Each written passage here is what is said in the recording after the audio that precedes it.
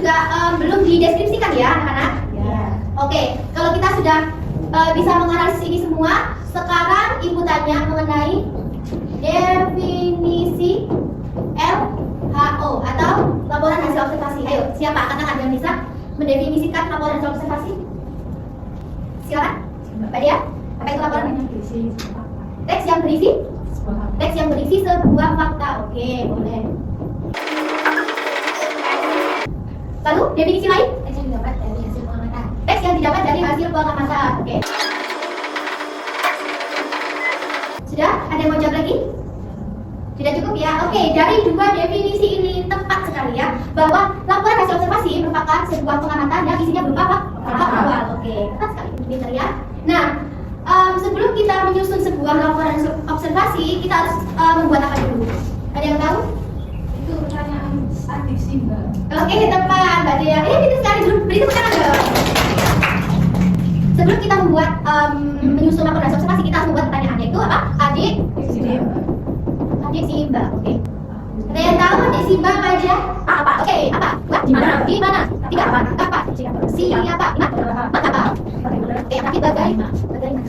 Nah, dari 6 pertanyaan ini bisa kita hasilkan untuk apa? Untuk kita wawancara, ya? Atau kita mencari informasi selain wawancara, atau itu mencari di Google, di YouTube, atau di media yang lain, ya? Sebelum kita menyusun teks LHO, kita harus membuat pertanyaan terlebih dahulu, yaitu adik Simba, ya? Ini singkatan dari adik Simba, ya? Ini merupakan sebuah informasi pendek, belum menjadi deskripsi, hanya informasi pendek saja. Kalau kalian mau deskripsinya lebih jelas, kalian harus membuat pertanyaan dulu. Kalau sudah membuat pertanyaan, kalian bisa melakukan wawancara. Kalau tadi kebun binatang, berarti wawancaranya ke siapa? Oke, betul. Atau pengurus hewan atau penjaga kebun binatang. Biasanya, kalau selain wawancara juga bisa di kebun binatang. Dengan apa? Ada yang tahu?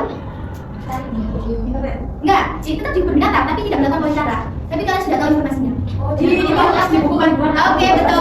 Biasanya kalau di kebun binatang kan ada papan informasi kan, ini jenis hewan apa, terus ciri-cirinya bagaimana. Itu bisa kalian foto atau kalian catat ya. Jadi kalian ini bisa menghasilkan atau membuat laporan hasil observasi. Oke, bisa tepuk tangan semua. Oke, kita lanjut lagi ya. Setelah kita menyusun pertanyaan adik Siva, lalu apa yang harus kita lakukan? Yaitu kita harus mengetahui dulu struktur. Yes, struktur LHO. Ada yang tahu struktur LHO? Apa?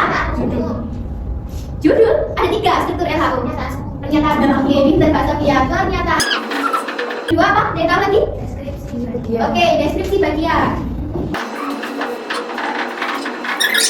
Definisi manfaat. Terus kesimpulan. Oke, pintar sekali. Jadi, kalian kalau menyusun teks LHO itu tidak hanya langsung menyusun gitu aja. Ada strukturnya, ada urutannya. Mulai dari pernyataan umum dulu. Kalau pernyataan umum sudah selesai, lalu menyusun deskripsi bagiannya. Setelah deskripsi bagian selesai, yang terakhir yaitu definisi manfaat atau strukturnya. Jadi tidak asal menyusun teks aja, ada strukturnya ya. Strukturnya ada 3 ini. Nah, biasanya kalau pernyataan umum itu teksnya seperti ini, anak-anak. Kalau tadi hewan monyet ya, monyet adalah. Nah, itu awal kalimatnya seperti ini kalau pernyataan umum. Kalau deskripsi bagian, awal kalimatnya biasanya seperti ini. Monyet suka makan pisang. Dan tidak hanya pisang aja, tapi juga dia bisa makan apel, ya makan buah-buahan yang lain. Nah, itu merupakan deskripsi bagian atau ciri-ciri khusus dari hewan monyet. Terus yang terakhir, definisi manfaat atau kesimpulan biasanya seperti ini. Monyet bermanfaat bagi alam, atau bagi manusia.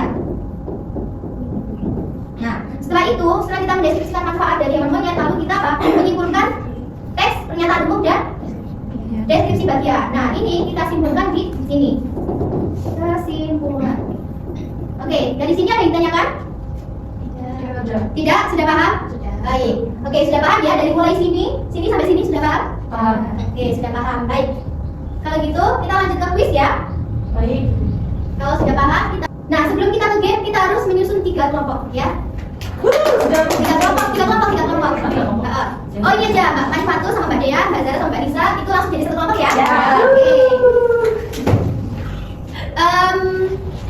Ini kelompok 1, kelompok 2, kelompok 3. Oke, nanti kelompok 1 bisa membacakan wawancara yang sudah Ibu susun di sini ya. Surat 1, berarti dia ada di kelompok 1. Oke, surat 1 isi teksnya seperti ini. Silakan dibaca untuk kelompok 1. Silakan berdiri ya, berdiri. Nanti biar keras suaranya. Belakangan merupakan hewan yang mengalami metamorfosis tidak sempurna. Maksudnya terdiri dari telur, nimfa, dan dewasa. Lalu betina dapat bertelur sampai 100 butir. Telur tersebut diletakkan dalam sarang berbentuk buih yang disebut potika. Potika lama-lama akan meras dan meliputi telur dan panas dan hujan. Telur tersebut membutuhkan waktu sekitar 6 minggu untuk menetas. Saat menetas, nimfa beranak memasukkan nimfa di dalam anda dewasa. Itulah maka belakangan disebut mengalami metamorfosis tidak sempurna. Sebagai penutup, saya akan menyampaikan manfaat belakangan. Belakangan berguna bagi manusia untuk membantu dalam tugas serga. Tentang pilihannya, belakangan juga dijadikan pilihan. Demikian selesai. Terima kasih atas perhatian. Oke, beri tepuk tangan. Yang lain mendengarkan dan juga menyimak ya, jangan sampai tidak menyimak. Karena nanti ada pertanyaannya. Oke, selanjutnya ada surat 2. Ini isinya apa ya kira-kira? Oke, ini isinya. Silakan teman-teman dibaca teksnya. Jadi aja biar suaranya keras.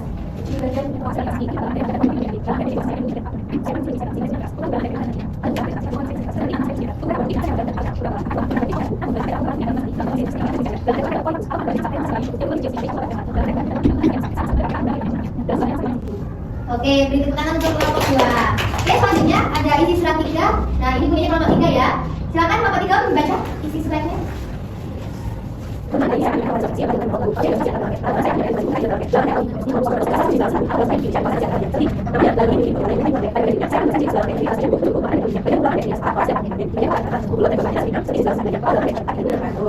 beri tepuk tangan untuk kelompok 3. Oke, ini materinya sudah dibaca semua ya. Nah, sekarang ada quiz atau pertanyaan. Kira-kira yang sudah kalian baca tadi, untuk pernyataan umum ada di surat mana? Surat 1, surat 2, atau surat 3? Yang sudah kalian baca surat 3. Pernyataan umum di surat 3. Surat 3 saya masuk surat 3. Oke, dari satu ya. Oke, untuk deskripsi bagian di surat mana? Deskripsi bagian 3. Oke, deskripsi apa? Deskripsi 1. Oke, selanjutnya ini jawabannya ya, Dede.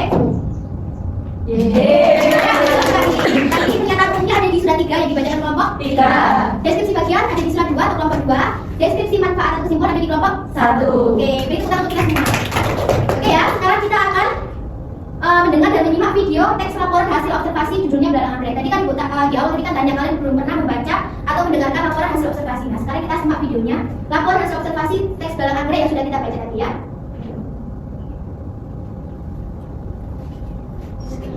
Hai teman-teman, saya akan menyampaikan serangga karena keindahannya dalam anggrek juga dijadikan peliharaan.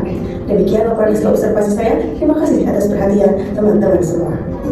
Ini tadi yang sudah dibacakan oleh ibu ini sangat runtut sekali ya strukturnya dari pernyataan umum, deskripsi bagian manfaat, sangat jelas sekali ya tentang informasi belalang anggrek. Oke, kuis hari ini sudah selesai, ada kuis kedua.